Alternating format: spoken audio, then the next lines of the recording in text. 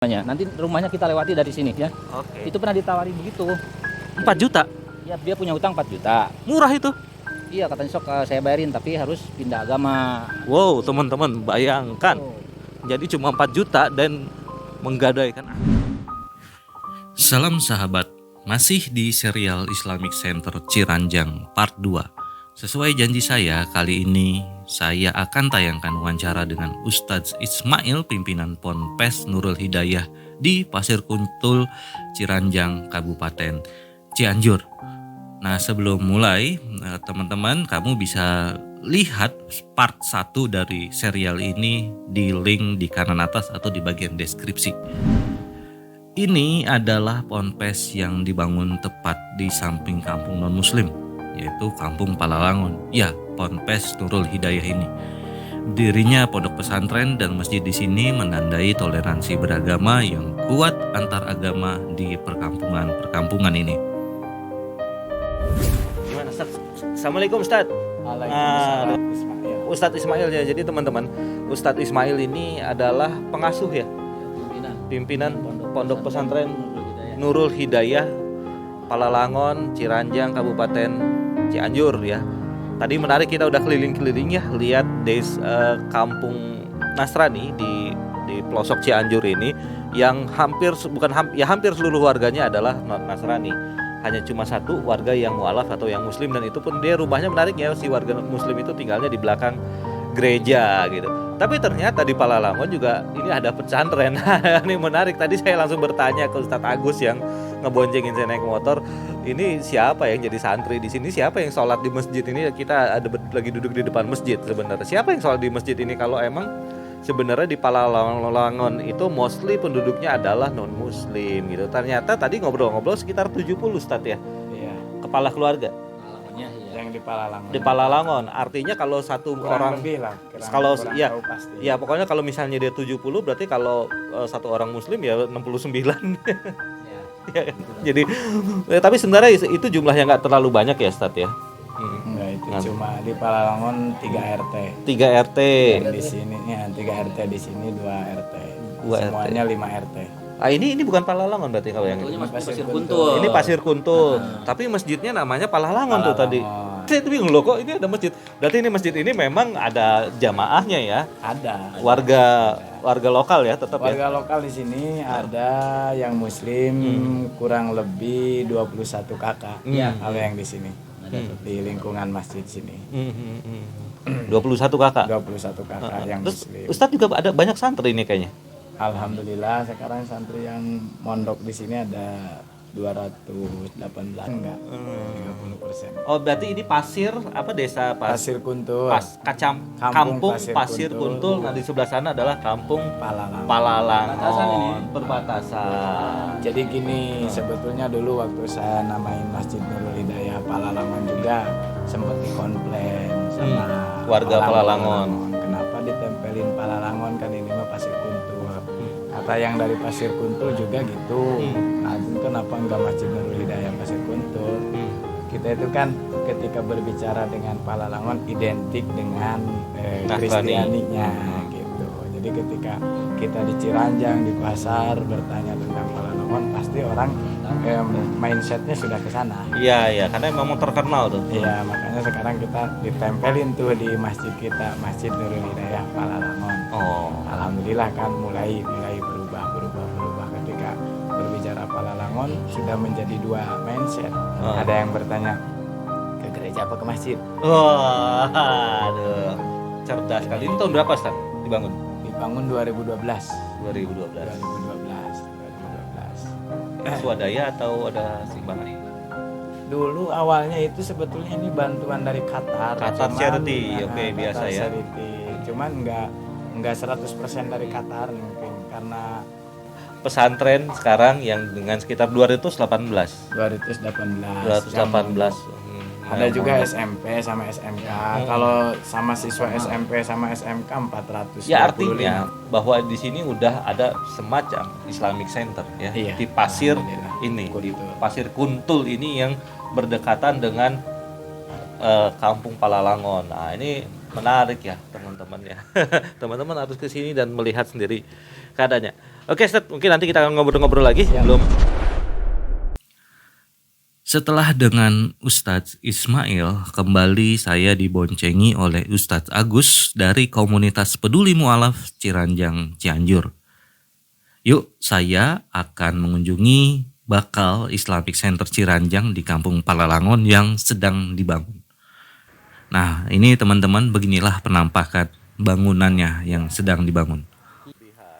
Islamic Center ini akan menjadi pusat dakwah Islam dan pembinaan mu'alaf di daerah ini. Rencana pendirian Islamic Center ini juga membuktikan toleransi beragama yang tinggi di daerah sini. Hal mana jika dibandingkan menurut penuturan Ustadz Agus, di 4-5 kampung di Ciranjang ini yang kami kelilingi, sudah berdiri sekitar 16 gereja dan 1 sekolah teologi. Jadi, kehadiran satu Islamic Center tentunya akan ikut mewarnai kerukunan umat beragama di sini.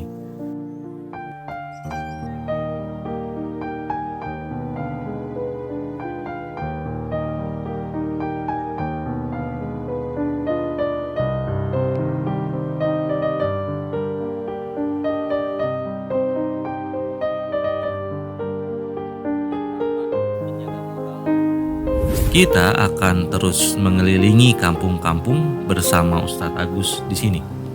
Dari kisahnya yang dituturkan oleh Ustadz Agus, kita akan bisa lebih memahami sosiokultural yang melatari kehidupan di kampung-kampung ini. Nah, ini adalah kuburan Nasrani ya. Kalau teman-teman lihat, ini lagi gereja apa desa apa tadi, Pak? Sindang Jaya, iya. Ya, sangat menarik sekali karena berada di dalam pedalaman Cianjur. Gitu. Kita kemana lagi, Pak Ustadz? Kita ada yang di pelosok satu, kita tengok ya gereja ya. Boleh, ternyata masih ada gereja lagi di pelosok. Ini pernah ada. Oh, ini Ini kita ada. udah mulai masuk ke daerah yang nggak ada muslimnya. Ada ini nggak ada. Wah, hebat. Nanti kalau di depan ada lagi nanti muslim. Ini nggak ada muslim di sini. Jadi ya teman-teman, ternyata mengasihkan naik motor sama Ustadz Agus ini ya, berkeliling-keliling kampung. Mungkin kita udah berkeliling 4 kampung hari ini, dan itu semua dekat-dekat. Dan di Mosli ternyata ada di kampung-kampung itu muslimnya sedikit teman-teman, dan ini di Cianjur.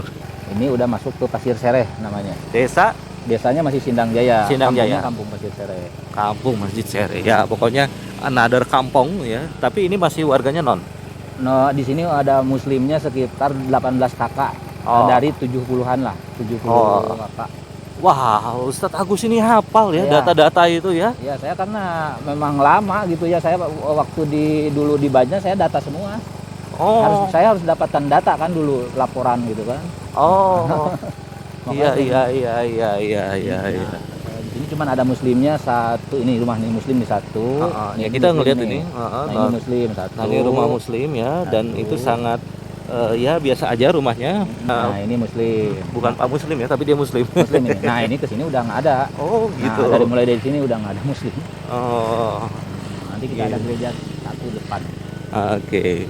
Wah, ini menarik sekali teman-teman, karena ternyata ada lagi ya. Tadi kita udah jalan sekitar nggak lebih dari 10 km dan dengan kecepatan 5 sampai 10 km per jam, dan kita sudah menemukan 4 ya. 4, sekarang tambah 1, ini jadi 5 gereja teman-teman. Jatinunggal. Siap. Waduh, menarik.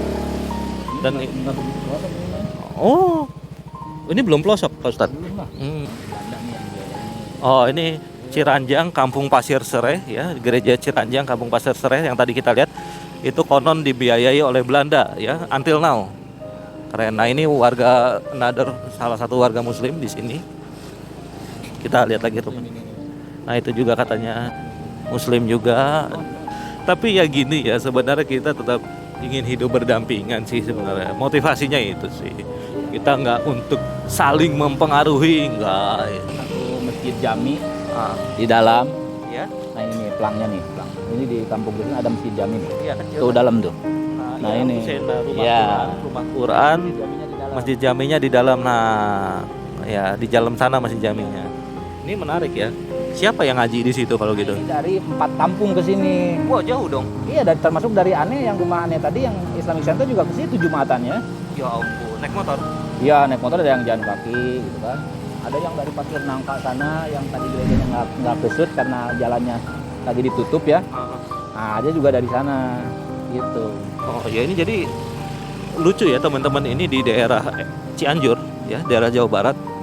Tapi ada satu kampung, satu desa di mana orang-orang muslimnya kalau mau sembahyang atau dia mau ngaji jalannya jauh. 1 kilometer ha? Oh, 100 kilometer. Wow. 1 kilometer kalau dari Pasir Nangka. Ya pokoknya ya. Ya ngerasa loh, orang saya juga tadi agak jauh kok naik mobil. Nah, ini kita mulai masuk ke dalam kebun-kebun. Nah, ini pemilik warung ini muslim dan ini the only one ya di daerah sini, yang lain adalah non. Nah, yang menarik teman-teman. Tapi ya semua hidup dengan damai ya sebenarnya ya, dengan toleransi yang tinggi. Tapi ini jadi satu pembelajaran yang menarik ya teman-teman, bahwa terutama untuk kaum muslim di luar daerah ini ya, untuk bisa membantu kaum muslim yang ada di sini yang masih kekurangan hidupnya. Kalau kita lihat tadi ada yang satu rumahnya mau roboh ya, kemudian juga ada yang kehilangan pekerjaan selama pandemi, sehingga dia kemudian mudah ketika diiming-imingi pindah agama, misalnya hanya untuk let's say berapa belas juta, berapa puluh juta gitu kali ya, atau nyampe juta-jutaan nggak? Ya, itulah. Ya begitulah. Tepatnya berapa? Pernah dapat ini ya info?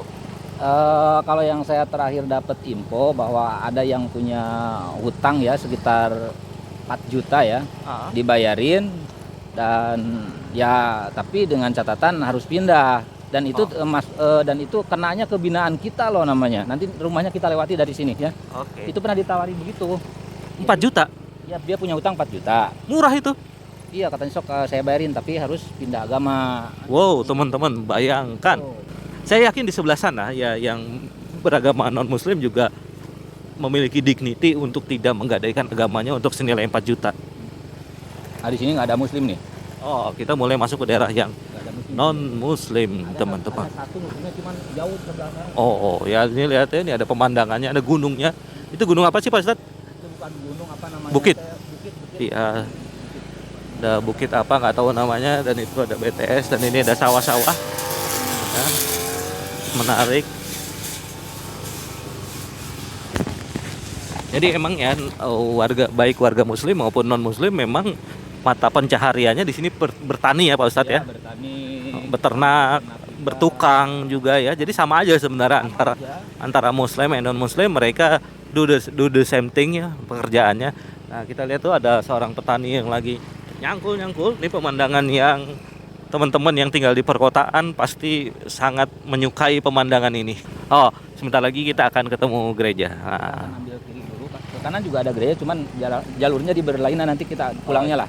Pulangnya kita ke sebelah ke kanan. Nah, ini gereja ke depan. Wah, iya teman-teman. Wah, ini menarik. Ini yang pernah saya lihat di YouTube nih, sering sekali yang ini. Eliezer ya. Eliezer.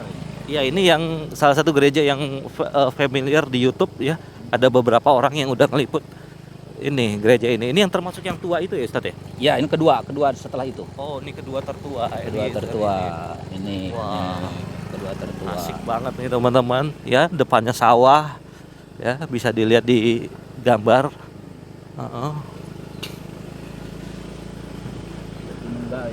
Ya, Gereja Persekutuan Injil Eliezer Jatinunggal Ciranjang, Cianjur. Ini menarik sekali teman-teman ya.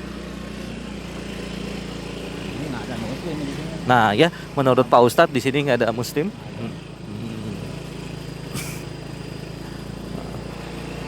Ada satu hal yang menarik adalah kalau di perkampungan mayoritas atau perkampungan muslim, biasanya tetap aja ada 1-2 atau mungkin lebih ya, bahkan lebih, bisa sampai 20%, 30% warga non muslim, apalagi di perkotaan, di komplek perumahan misalnya yang mayoritas adalah muslim, tetap aja ada warga non muslimnya, let's say 20% sampai 30%. Nah, tapi ternyata kalau di daerah sini warga, ada beberapa lokus-lokus perkampungan yang warga non muslimnya itu hampir mencapai 99%. Non muslimnya, sorry. Warga non muslimnya sampai 99%. Ini menarik ya teman-teman nih. Ya teman-teman, kalau menyaksikan tayangan video ini semoga lebih nyaman ya dengan rasio portrait, karena memang saya sedang lebih suka dengan rasio portrait untuk yang ini. Nah, sekarang kita akan menemukan gereja lagi ya. Gereja Kerasulan Pusaka. Kayaknya dari tadi banyak yang pusaka-pusaka namanya deh. Pusaka itu jadi nggak ada pimpinan pusatnya di Jakarta. Oh, ada pimpinan pusat? Nggak ada. Oh, nggak ada. Justru di sini pusatnya. Oh. Jadi pusatnya itu di sini. Jadi mereka itu bikin cabang-cabang gitu. Termasuk ada katanya kalau sekarang kalau nggak salah kemarin di Cirebon, di Banten itu sudah ada pusaka. Nah itu pusatnya di sini, sinodal kalau dalam bahasa Kristen itu sinodal ya. Sinodal itu jadi kalau di kita mah ya kalau di pusatnya itu teh majelis ulama pusat gitu ya. Oh ya. Nah ini nggak punya dia mah. Oh. Dia nggak punya. Oke. Jadi pusaka ini adalah sejenis apa ya? Aliran baru kali ya. Oh. Mungkin begitu. Iya. Padahal itu teh dari yang 66 orang itu kan banyak, ada yang pusaka GBI gitu kan. Jadi beraliran-aliran dari 66 orang yang murtad itu. Gitu. Jadi membuat gereja-gereja. Nah, ini cuman satu nih muslim di sini satu nih yang ada ini nih, yang ada bengkel. Ini binaan kita juga mualaf nih. Oh. Ini binaan kita. Satu cuman dua sama yang depan. Dua. Karena tidak layak, sanitasinya juga kita. Ya, sanitasinya juga kita nggak tahu apakah layak ya. Nah, gitu. Nah ini masih Kristen. Nah ini cuma yang ini binaan kita mualaf nih ada satu. Nah ini yang ini nih, depan ini. Nah ini baru muslim ini. Baru sekitar 7 bulanan dia masuk muslim. Itu. Nah kita akan masuk ke Sesepan sekarang. Dia Kampung Sesepan, desanya udah pindah nih. Desanya Sindang Sari. Nah, dari sini udah nggak ada muslim ini.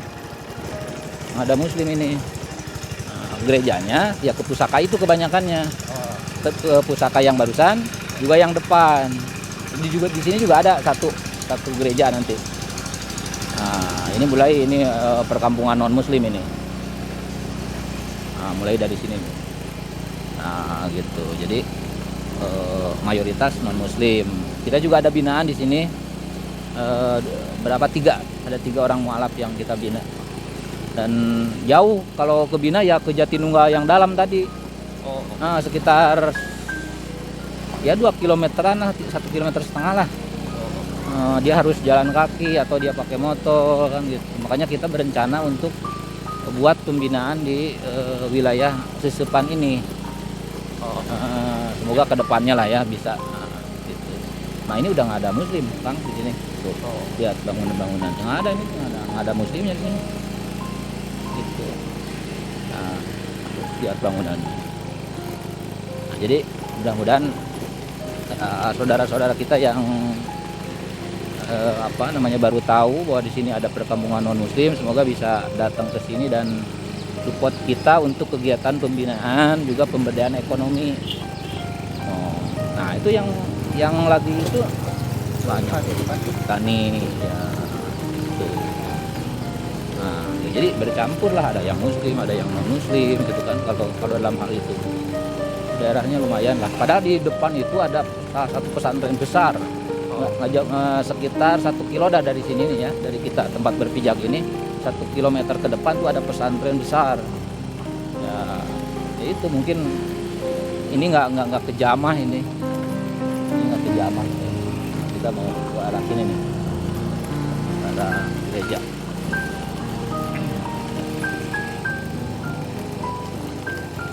Agak aneh juga ya Kang kalau kesini banyak kampung gini banyak gereja. Kalau di kota sih udah nggak aneh.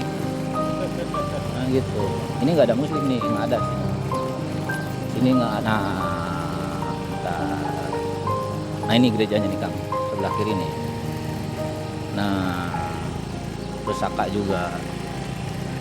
dulu kita ada binaan, kita berhenti dulu ke binaan kita yang dulu pernah jadi binaan ya. Sekali aja ada, mudah-mudahan ada. Oke, kita turun dulu teman-teman.